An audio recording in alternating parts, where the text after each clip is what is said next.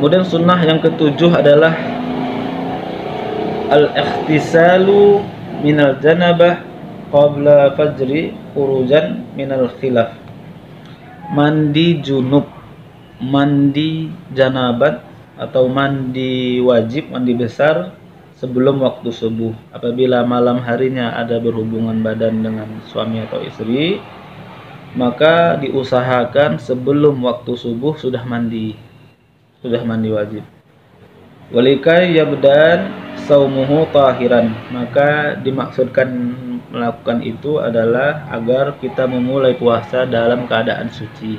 Nah, bagaimana ketika malamnya berhubungan suami istri, namun mandinya setelah sholat subuh? Boleh, tidak masalah dan tidak mengapa. Namun yang baiknya, yang sunnahnya sebelum subuh sudah bersih. Jadi memulai puasa dalam keadaan suci. Nah, kalau dia mandinya setelah subuh, nanti subuhnya ketinggalan, berarti subuhnya tidak tepat pada waktunya. Sedangkan pada bulan hari Ramadan ini kita akan mengejarkan pahala. Bagaimana mungkin kita menyegerakan sahur, mendapatkan kesunahan pahala-pahala sahur, tapi kita melalaikan pahala yang dari sholat fardu subuh tepat pada waktu tadi. Seperti itu. Kemudian yang ke-8, al-ikhtisalu kulla lailatin min laili ramadana ba'dal maghrib likai yanshati lil qiyam. Maksudnya mandi di setiap malam bulan Ramadan sehabis maghrib adalah mandi sunnah. Waktunya setelah maghrib. Hal ini bertujuan untuk membuat diri kita lebih bersemangat. Kemudian yang ke-9, al-mukhafazah ala salati tarawih min awwali lailatin ila akhiri lailah. Qala Rasulullah sallallahu alaihi wasallam, man qama ramadhana imanan wa ihtisaban khufira lahu ma taqaddama min dzanbi.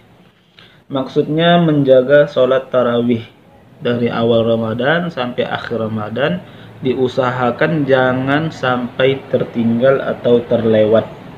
Karena Rasulullah bersabda, barang siapa yang mendirikan Ramadan, mendirikan maksudnya juga termasuk sholat tarawih, imanan wa ihtisaban, dengan mengharapkan keimanannya, dengan keikhlasannya, ghufira lahu ma taqaddama min dzambi, maka dihapuskan Allah, diampunkan Allah dosa-dosanya yang telah lalu. Maka kita di bulan Ramadan ini melalui hal-hal yang sunnah, melalui hal-hal yang wajib, kita sebenarnya mengejar pengampunan dari Allah, mengejar Allah, kita memohon pada Allah supaya Allah menghilangkan, menghapuskan, mengampuni dosa-dosa kita yang telah lalu. Maka kita fastabiqul khairat, berlomba-lomba dalam kebaikan. Maka yang wajib, jangankan yang wajib, yang sunnah ini juga kita harus berlomba-lomba. Kemudian dijelaskan wal maqsudu bi qiyami Ramadan, apa maksudnya mendirikan Ramadan, yaitu maksudnya adalah salat tarawih. Ta'aqqudul muhafazati ala salat witri, kemudian kita menjaga salat witir kita yang biasanya di luar Ramadan kita tidak pernah buat. Di bulan Ramadan ini khususnya memperbanyak salat witir. Wa yahtassu witru Ramadan bisalas. Ada kekhususan witir itu di bulan Ramadan, ada kekhususan itu ada 3. Annahu tusannu fihil jamaah, sunnah witir itu dikerjakan dengan berjamaah, atau tepatnya setelah berjamaah habis sholat tarawih. Wa yusannu fihil jahri, disunnahkan kita membaca saninya atau fatihahnya pada sholat witir itu dengan cara yang jelas atau dengan bunyi yang dapat didengar, tidak hanya membaca dalam hati. Kemudian yusannu fihil qunut fi nisfi akhir min Ramadan ala mu'tamad, menurut pendapat yang kuat, membaca kunut di pertengahan bulan Ramadan, yaitu bisa di 16, masuk 16 Ramadan sampai akhir. Kemudian selanjutnya sunnah Ramadan, sunnah puasa Ramadan yang ke-11, al-iksaru minatilawatil Quran bitadabbur wa qad warada fil asar Ramadan syahru Ramadan. Maksudnya disunnahkan kita untuk memperbanyak membaca Quran dengan tadaburnya. Nah, dengan tadabur Quran ini, dengan memahami tajwid bacaannya, hukum bacaannya, tidak hanya sekedar baca. Kemudian tadabur itu juga dimaksud memahami penjelasan arti-arti, makna-makna, sebab-sebab ayat, hikmah yang terkandung dalam ayat itu, sehingga dengan mentadaburi ayat itu akan menambah keimanan dan ketakwaan kita, karena kita memahami maksud ayat. Kalau hanya sekedar baca, memang mendapatkan pahala baca, tapi takutnya tidak memahami. Namun tradisi di daerah kita lebih banyak pada mengkhatamkan Quran dari bacaannya tidak masalah. Namun yang sebaiknya di samping membaca juga kita lakukan dengan mentadaburnya, dengan mempelajarinya.